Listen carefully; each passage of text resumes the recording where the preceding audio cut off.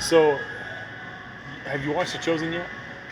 I have yet, I have yet to watch it. Okay. What about the?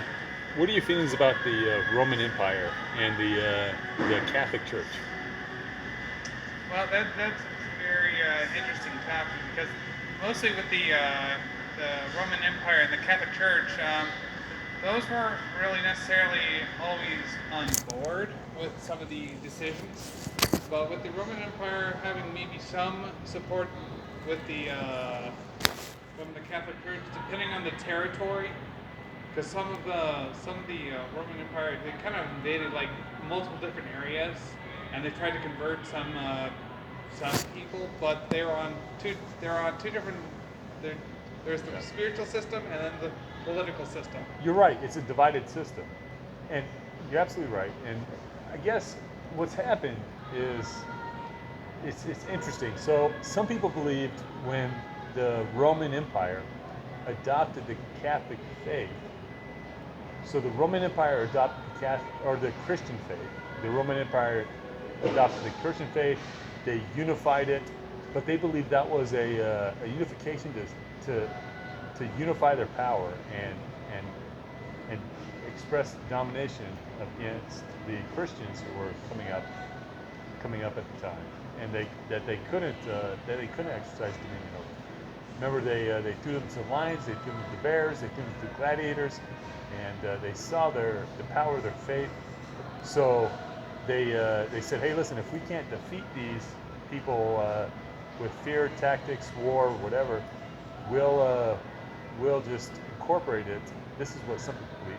Incorporate it into our empire, and we will unify all the Christian sects under under the Roman flag of Catholicism. And unless you practice our Christian faith as we believe it, as we know it, well, too bad for you. You're going to be slaughtered. So Well, join or die. it, Join the Christian unity under the Roman flag, or die under your individualistic flag. see that's because that was for an oversimplification.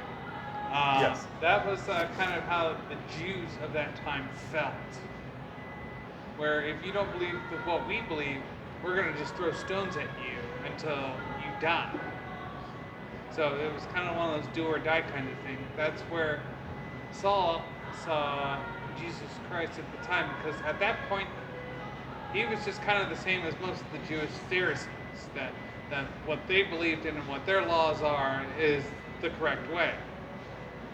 Until Saul went and you know tried to spread that word from the Pharisees, and then Jesus Christ comes down. This is an oversimplification. I'm not exact words what he said, but he says like, well, why do you reject me? Yeah. Why do you reject the very thing that I stand for when I have given myself to you? Yeah. But again, it's an oversimplification, and I could be. And you're right. And you're right. Saul was a Roman. Saul was a Roman.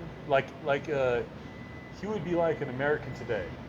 An American today, U.S. citizen. If they go to any other country, they're shown kindness. They're shown respect.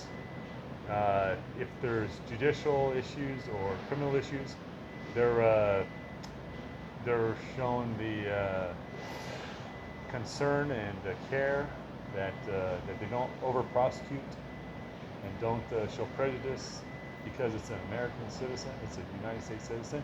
That's kind of how the Romans were back in the day. That's how Saul. That's how Saul. Saul was a Roman, even though he was also Jewish. He was a Roman.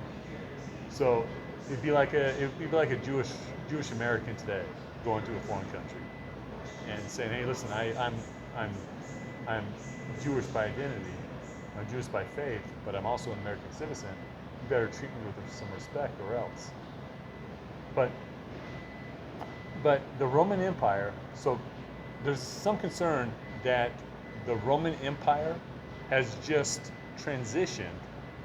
It was very smart. These are humans are no dummies. Humans built the pyramids. Right. Humans built the Sphinx. Humans built the whatever that whatever those stones are in Europe? You know the stones? There's the Hagia Sophia of Babylon, I believe. No, the stones in Europe or England where they say they're so mathematically circularized. Anyways, it's An observatory? no, I'll have to get this the stones that stand. There's like one stone that stands on top of another stone. Two, one stone stands on top of two stones, and they're in a circular formation. Anyways, I could be wrong here, but I think that sounds like a sundial type of thing. yeah, you're right. Like I said, I could be wrong. You could be right. You could be right though. But for the sake of this short little video, it's going on way too long. The Roman Empire is what I want to get at.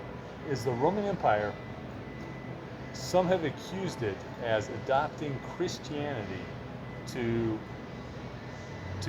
build itself up and oppress its Christian enemies, oppress its Christian people that would not exercise or allow dominion from a government, and so they said, okay, we'll just make it the Roman Catholic Church.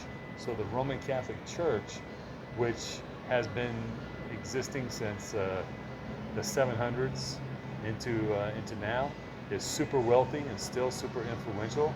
In fact, they have. If you've seen The Chosen, have you watched The Chosen? Again, I have yet to watch it. No. Listen.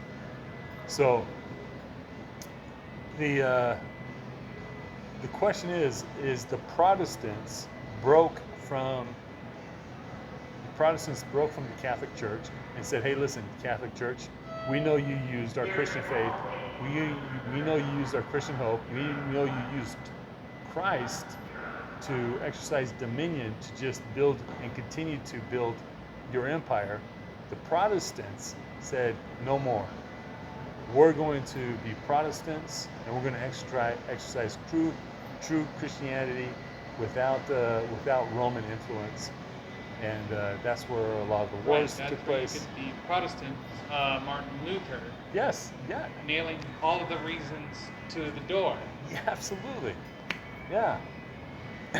And so all the faiths, the Baptists, the Mormons, the all these other Christian dominions or Christian tribes, we'll say tribes, Christian tribes have come from the Protestant Revolution and Martin Luther.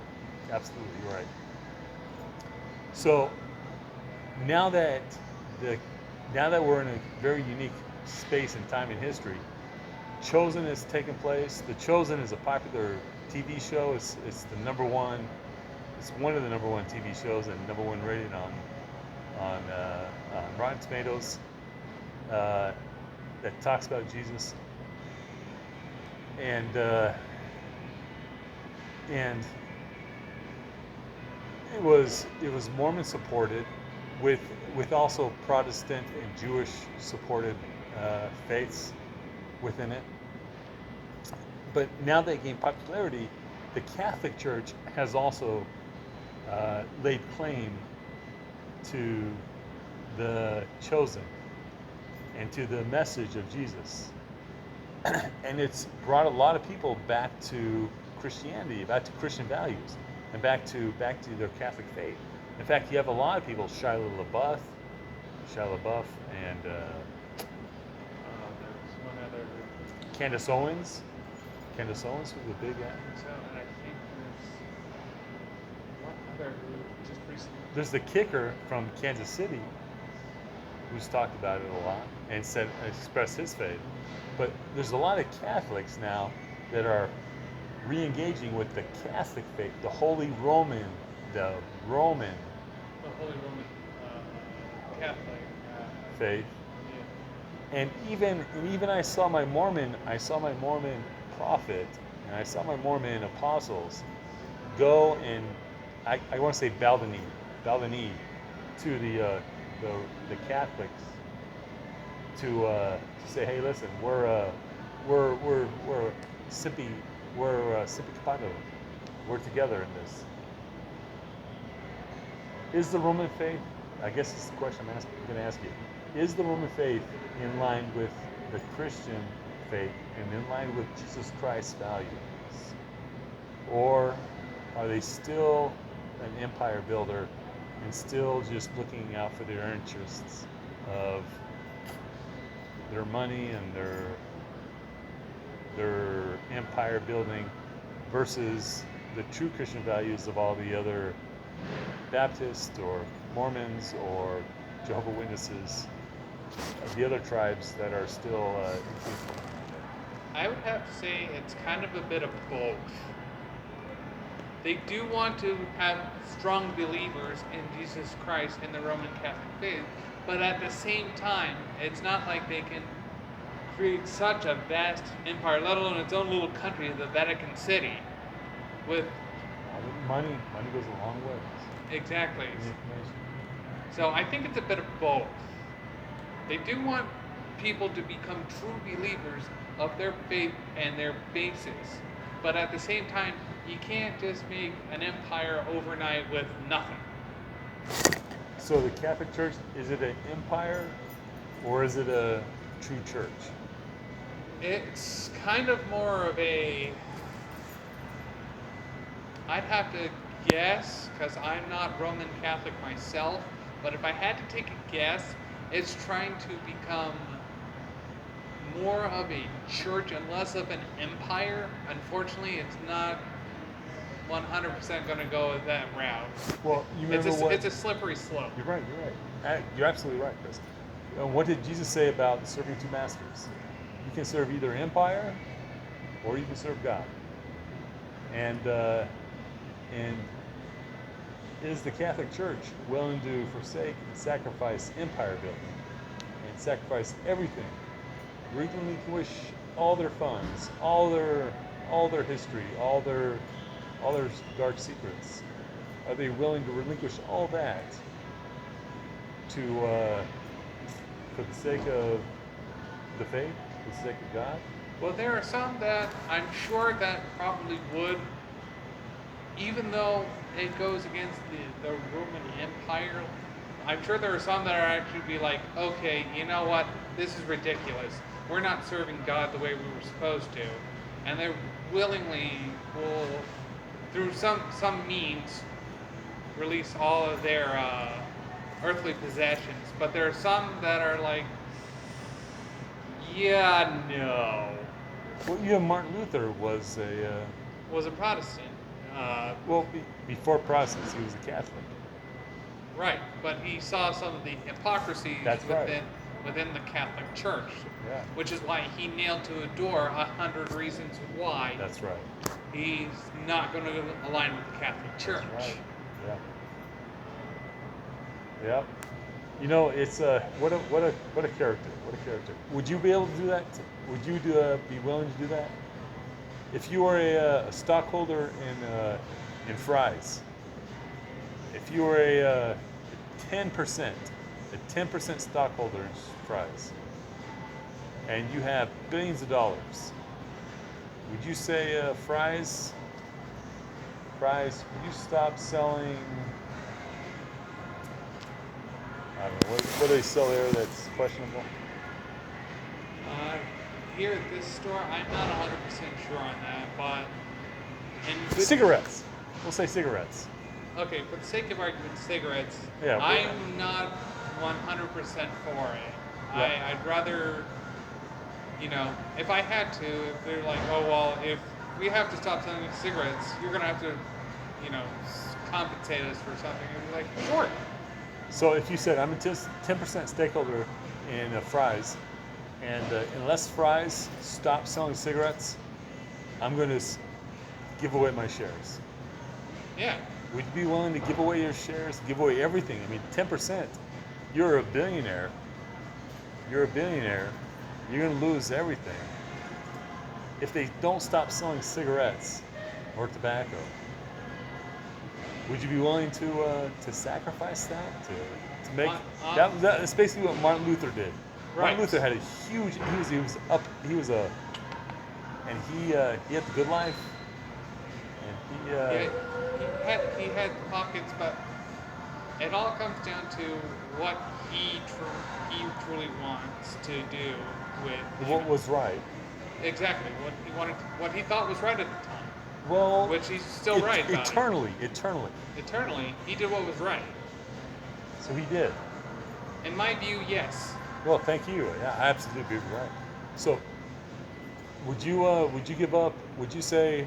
Would you give your 10% stake, your $1 billion in Fry's, Kroger, King I would Supers? because money doesn't make me happy. If you said, listen, cigarettes are horrible, they're killing people, and unless you stop selling tobacco in our stores, I'm going to leave the company and sell all my give away, not even sell, not even profit off of it, give it away, give away my stocks and Kroger and Fry's.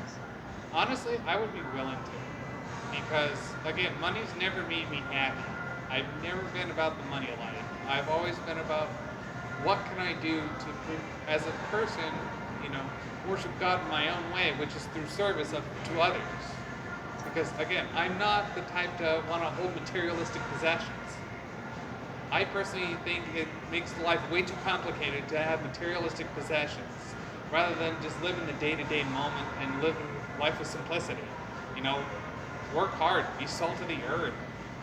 You know, but again, that's just my view on it. Chris, I'm going to turn the video off now.